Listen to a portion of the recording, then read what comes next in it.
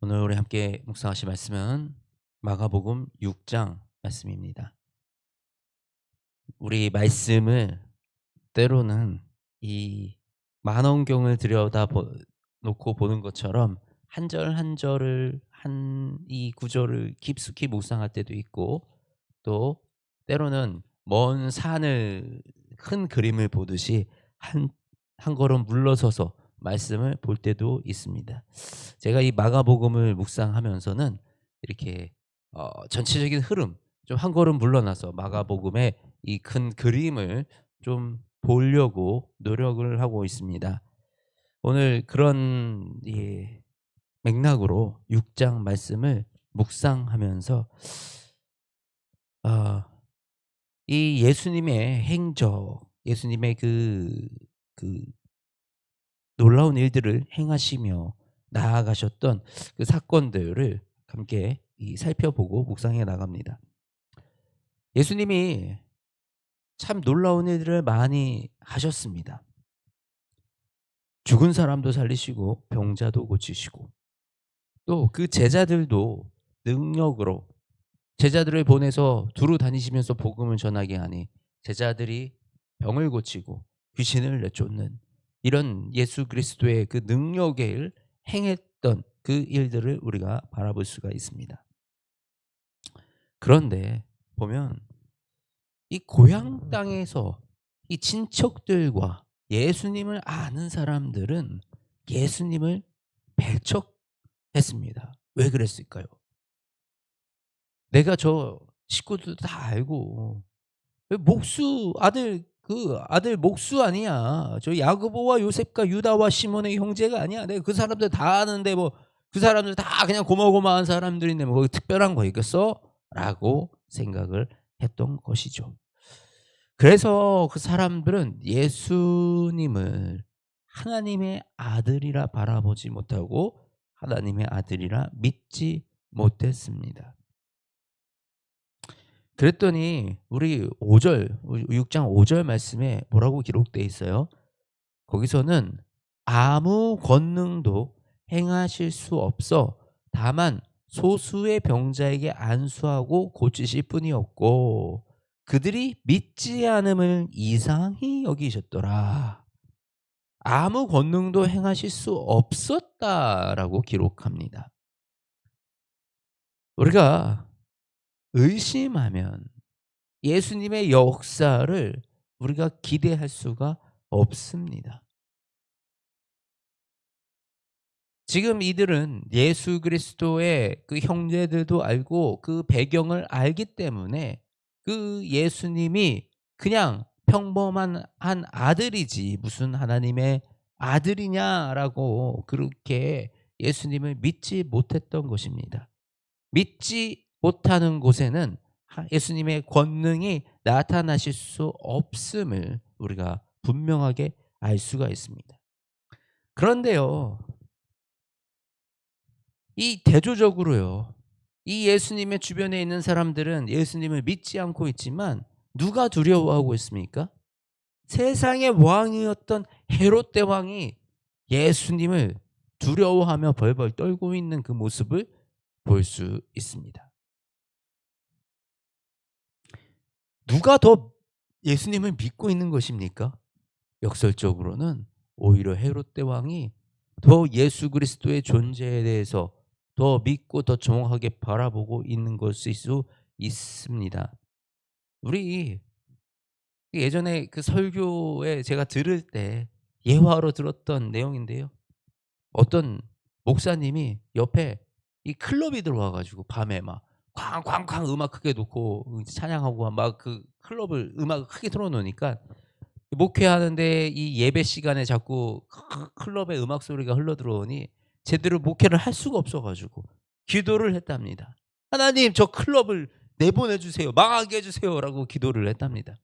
그랬는데 어느 날 진짜 클럽에 불이 나서 클럽이 망했어요. 그랬더니 이 클럽 사장이 목사를 고소한 겁니다. "저 사람이 기도해 가지고 내 클럽에 불 나고 망했다고."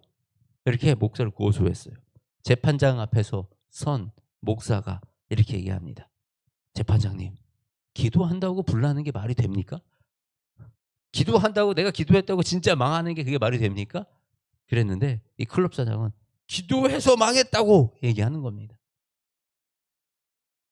누가 더 믿음이 있어 보이는지요.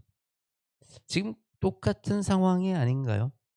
정말 예수 그리스도의 옆에서 곁에서 그를 보고 정말 그를 믿고 따라서 구원을 얻을 이 사람들은 그를 바라보지 못하고 악인은 오히려 그 존재를 알고 예수 그리스도의 그 권능을 지금 두려워하는 그 모습을 우리가 볼 수가 있습니다.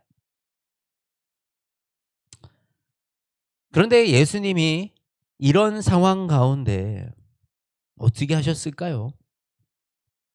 동네에서 낙심해서 내가 나를 이렇게 배척하니까 낙심해서 이 주눅 들고 속상해 하시고 마음 아파하고 계시나요?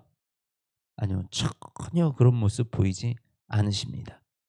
아니 전혀 그런 거 신경도 안 쓰시는 것 같은 그런 모습을 보입니다. 그러면 이 헤롯 왕이 지금 왕이 나를 이 경계하고 이 두려워하는 이 모습 가운데 '내가 몸을 좀 추스려야 되겠다. 사역을 조금 조심하게 해야 되겠다.'라고 하는 그런 모습을 볼 수 있습니까? 아니요. 전혀 볼 수 없습니다. 도리어 아주 왕성한 사역을 이어가십니다. 이 사도들, 이 제자들을 통해서 사역을 이끌어 가시고요. 그리고 이 사람들 5천 명을 먹이시는 우리 모두가 잘 알고 있는 오병이어의 사건과 그리고 바다를 걸으셨던 그 사건과 그리고 병자들을 고치시는 그 일들을 예수님께서는 계속 감당하고 계십니다. 그런데 예수님이 그 오병이어의 사건을 펼치실 때 우리가 이 예수님의 마음을 볼 수가 있어요. 사실 그때 어떤 상황이었냐면 이 제자들이 와 가지고 제자들이 이 사역을 막 돌아가면서 하고 와 가지고 사역 보고를 하는 겁니다, 예수님께. 사역 보고를 하고 "그래 이제 쪼끔 쉬자. 우리 좀 쉬자. 너희들도 잠깐 쉬어라."라고 하고 한적한 곳으로 이동하여 갔습니다. 근데 그 간 곳에 큰 무리가 따라온 거예요. 좀 쉬려고 그랬는데 참 또 어떻게 알고 또 쫓아와 가지고 사람들이 이렇게 가득 찼던 것입니다. 그랬더니 예수님은 그 무리를 보고 어떤 마음이 드셨어요? 우리 34절 말씀인데요. 나오사 큰 무리를 보시고 그 목자 없는 양 같음으로 인하여 불쌍히 여기사 이에 여러 가지로 가르치시더라. 우리 앞전에 이 고향 땅에서 예수님을 배척했던 사람들에 대해서는 예수님은 그곳에서 권능을 행하지 못하셨습니다. 그런데요, 예수님을 사모해서요. 예수님 쉬러 가는데도 쫓아가서요. 예수님 의지하여 나아가는 이 무리들을 보고는 예수님이 뭐라고 그러셨다고요? 불쌍히 여기사 예수님이 진리의 말씀을 가르치셨습니다. 저와 여러분이 이 사모하는 자의 모습이 되어지기 원합니다. 예수님을 쫓아가려고 발버둥치는 예수님을 믿고 예수님을 따르는 자들이 되어지기 원합니다. 바로 그곳에 예수님께서 보리떡 5개와 물고기 2마리로서의 큰 이 역사를 이 5천 명을 먹이는 이 큰 역사를 이루셨습니다. 우리가 하나님의 기적을 원합니까? 우리 삶 가운데 하나님의 역사가 나타나기 원합니까? 우리는 지금 누구의 모습을 배워야 하겠습니까? 이 고향 땅에 예수 그리스도를 배척한 자들의 그 마음과 그 자세입니까? 아니면 이 헤롯 대왕처럼 그저 두려워하면서 그 두려워하는 존재를 멀리하는 이런 자세입니까? 아니면 우리는 힘이 없고 약하지만 그 예수 그리스도를 사모하는 마음으로 그 말씀을 사모하는 마음으로 그 놀라운 기적을 사모하는 마음으로 예수님께 나아가는 그 모습입니까? 우리가 간절한 마음으로 주님께 나아가는 예수님께 나아가는 그런 저와 여러분 그런 예수 그리스도의 참된 제자의 모습이 되어지기를 주님의 이름으로 소망합니다. 우리 이번 한 주 이제 또 사순절 우리 5번째 주일 이 주간을 지나가고 있는데요. 우리 이 시간 동안 정말 이 예수님을 사모하는 마음으로 예수님을 간절하게 원하는 마음으로 이 시간을 지냈으면 좋겠습니다. 그런 가운데 예수님께서 반드시 우리를 불쌍히 여기시고 긍휼히 여기사 우리에게 하나님의 말씀을 더하시고 우리의 인생 가운데 하나님의 놀라운 역사를 이루어 가실 줄 믿습니다.